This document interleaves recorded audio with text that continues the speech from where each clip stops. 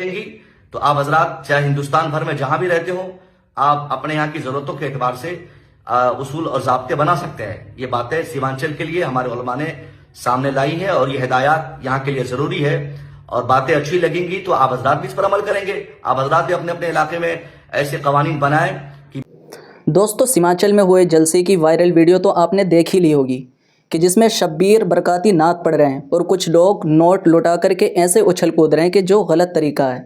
اس کو دیکھتے ہوئے مفتی صاحب نے ان کو وہیں ڈانٹ دیا کہ جس کی وجہ سے وہاں پر لڑائی ہو گئی تھی. وہاں کے علماء نے اس ساری معاملات کو دیکھتے ہوئے ایک میٹنگ بٹھائی کہ جس کے فیصلے میں یہ طے ہوا اب آنے والے جلسے کس طرح کرنے ہیں. تو یہ ساری باتیں آپ اس ویڈیو میں جانیں گے. لیکن اگر آپ ایک مسلمان ہیں تو آپ کو یہ لازمی ویڈیو دیکھنی چاہیے. اس سے ہم یہ جانیں گے کہ ہمیں جلسے کس شکل میں کرانے چاہیے. اگر چینل پہ نئے ہو تو چینل کو سبسکرائب کر لیجئے. چلتے ہیں ویڈیو کی طرف. السلام علیکم رحمۃ اللہ وبرکاتہ.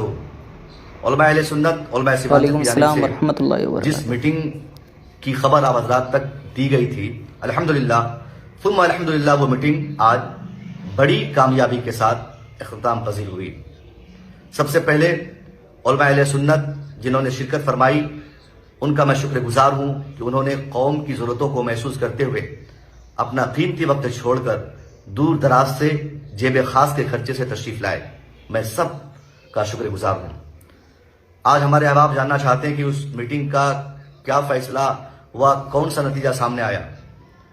تو میٹنگ کے جتنے نتائج ہیں تحریری طور پر انشاءاللہ ایک دو دن میں سوشل میڈیا پر آپ حضرات دیکھیں گے, مگر میں مختصر آپ حضرات کو بتا دوں تاکہ آپ بھی مطلع ہو جائیں کہ کیا فیصلہ لیا گیا.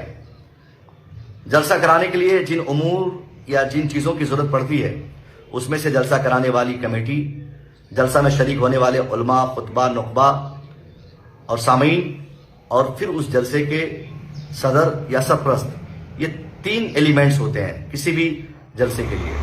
تو ان تینوں کے لیے الگ الگ ہدایات اور الگ الگ پوائنٹس کے اعتبار سے ہمارے علماء نے اپنا فیصلہ سنایا ہے.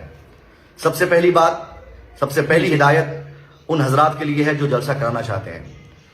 ان کے لیے یہ فیصلہ ہوا کہ کسی بھی گاؤں میں کبھی بھی جلسہ ہو تو جلسہ بلا ضرورت نہ ہو. جلسہ کے لیے صرف اور صرف ضرورت یہ ہو تبلیغ دین, یہ مقصد ہو نہ کہ تفریح قلب ہو. یعنی آپ منورنجن کے لیے, ایک دکھاوا کے لیے جلسہ نہیں کر سکتے, قطعاً نہیں کر سکتے.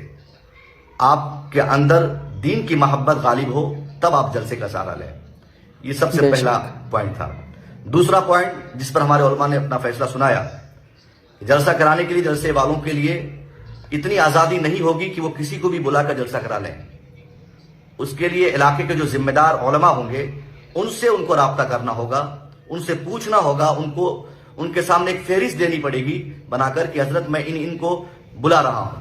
اگر علماء ان کی شرکت کو بہتر سمجھیں گے تبھی اس گاؤں والے کو یہ اجازت ہوگی کہ وہ ان حضرات کو اپنے جلسوں کا حصہ بنائیں, ادروائز کوئی راستہ نہیں. بہت اچھی طریقے. یہ دو بڑی باتیں تھی جلسہ کرانے والوں کے لیے.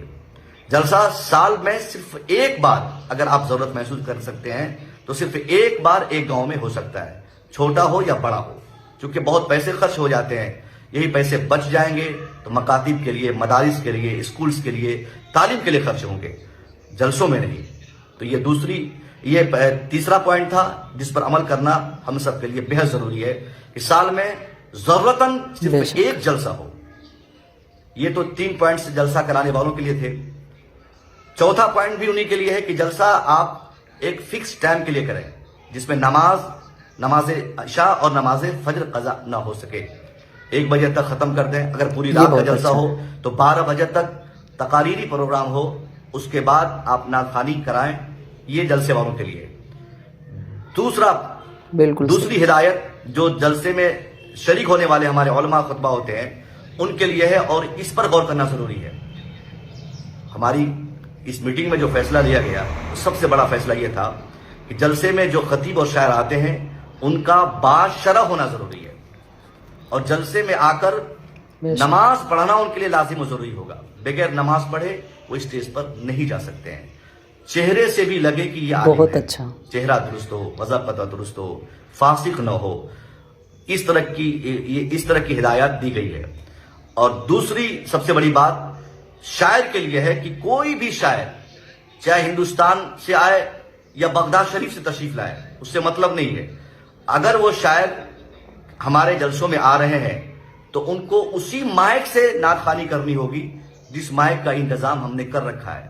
الگ سے ایکو پھیکو اور یہ تار لے کر جو آ جاتے ہیں، اس پر سخت ہمارے علماء نے ہدایت دی ہے کہ قطعاً کسی بھی نعت خواہ کے پاس اگر اسٹیج پر اپنا خود کا مائک اور ایکو مشین ہو تو اس مشین کو چھیننے تک کی ہمیں اجازت ہوگی، یا پھر انہیں نہ بلائیں جو اس طرح ایکو مشین لے کر نعت خوانی کرنے آ جاتے ہیں۔ یہ نعت خواہ حضرات کے لیے، پیر صاحب کے لیے بھی معمولات اہل سنت کا پابند ہونا ضروری ہوگا، چاہے وہ کتنا بڑا ہی پیر ہو اور ان کے کتنوں ہی مریدین ہوں، ان کا معمولات اہل سنت کا پابند ہونا ضروری ہے، تبھی وہ ہمارے جلسوں میں شریک ہوں اور تبھی ان کو ہم اپنے جلسوں کے لیے بلائیں، چاہے آپ ان کے کتنوں ہی معتقد ہوں۔ تو یہ ہدایات ان کے لیے اور سامعین کے لیے جو بات سامنے آئی، کوئی بھی لڑکا کسی بھی نعت خواہ کو جبرن پرچی دے کر اپنی فرمائش نہیں کرے گا۔ پیسہ دیتے وقت تہذیب، تمدن، ثقافت، اصول، ضابطے، ساری چیزوں کو انہیں ملحوظ خاطر رکھنا ہوگا۔ پیسہ آپ نہیں چھینٹ سکتے، پیسے آپ اڑا نہیں سکتے، آپ بلا وجہ کے نعرے بازی نہیں کر سکتے، یہ سامعین کے لیے ہے۔ تو تینوں کے لیے، خطبہ کے لیے، شورا کے لیے، پیر کے لیے اور جو جلسہ میں شریک ہو رہے ہیں سننے کے لیے، ان کے لیے بھی یہی ہدایات ہیں۔ اب جو تیسری سب سے بڑی بات سامنے آئی صدر جلسہ کے لیے، کہ کوئی بھی جلسہ کرنے والا اگر جلسہ کرتا ہے، آپ اسی جلسے کی صدارت کریں جو جلسہ کرانے والے ان دیے گئے ہدایات کی پابندی کریں یا اس پر عمل کریں گے، ورنہ آپ کی گرفت ہوگی۔ آپ بحیثیت صدر یا تو اس جلسے میں جائیں ہی نہیں جہاں پر خرافات کا اندیشہ ہو، بحیثیت عالم آپ کی ذمہ داری ہوگی کہ آپ منع کریں۔ اگر آپ کے منع کرنے پر بھی اگر وہ شخص نہیں مانتا ہے، پھر اسی خطیب یا شاعر یا پیر کو بلا لیتا ہے جس کی پابندی ہمارے جلسوں کے لیے ضروری نہیں ہے اور جن کو منع کیا گیا ہے علماء اہل سنت کی جانب سے، تو آپ بحیثیت صدر آپ کو پوچھا جائے گا کہ آپ نے کیوں اس جلسے کی صدارت فرمائی یا سرپرستی کی حیثیت سے بہت اچھا آپ نے فیصلہ، کیوں اس جلسے کی سرپرستی کی جس جلسے میں خرافات ہوئے، جس جلسے میں نعت مصطفیٰ کے نام پر ڈھونگ کیے گئے، جس جلسے میں مصطفیٰ کی محفل کے نام پر لوگوں نے اپنی مرضی کی باتیں کی اور اس کو تفریح کا سامان بنا دیا، انٹرٹینمنٹ کا ذریعہ بنا دیا، ڈرامہ کا بنا دیا۔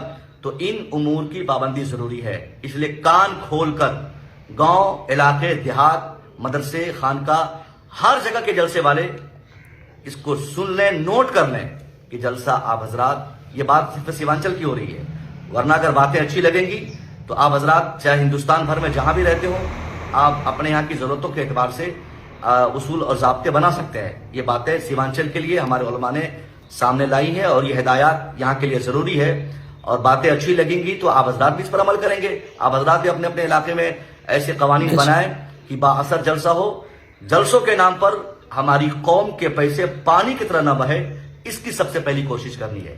آج سیمانچل ہندوستان بھر میں تعلیمی معاملے میں سب سے زائد پسماندہ ہے، کسی کو اس کی فکر نہیں کہ مسلمانوں کے بچے مزدوری کرنے آج دلی، پنجاب، کلکتہ بھاگ رہے ہیں، ان کی تعلیم کا خرچہ سنبھالنے والا کوئی نہیں۔ تو اگر آپ کے اندر قوم کی محبت ہے، قوم کا درد ہے، خدمت کا جذبہ ہے، تو جلسوں کے پیسے بچا کر یا جلسوں کی تعداد کم کر کے آپ تعلیم پر پیسے خرچ کریں۔ آپ کو علماء اہل سنت، علماء سیمانچل کی تحریک کی جانب سے جس طرح سے بھی تعاون کی ضرورت پڑے گی، انشاءاللہ ہمارے علماء آپ کا تعاون کریں گے، مگر آپ کے اندر محبت دین، محبت قوم، یہ اس سے ظاہر ہونا چاہیے۔ تو یہی ساری باتیں تھی جو سامنے آئی۔ امید کروں گا کہ بہت جلد اس کا ڈیٹیل تحریری طور پر آپ کے سامنے میں پیش کروں، پوائنٹ در پوائنٹ جو باتیں ہوئی تھی۔ تو یہ ساری باتیں تھی اور کسی بھی جھمیلے میں آپ کو نہیں پڑ رہا ہے کہ کوئی اعلان کیا گیا، کوئی خاص یہ وہ نہیں صاحب۔ بہت سارے مشورے آتے ہیں، حالات کے تناظر میں سارے مشورے اچھے ہوتے ہیں، مگر سارے مشوروں پہ عمل کر دیا جائے یہ ضروری نہیں ہے۔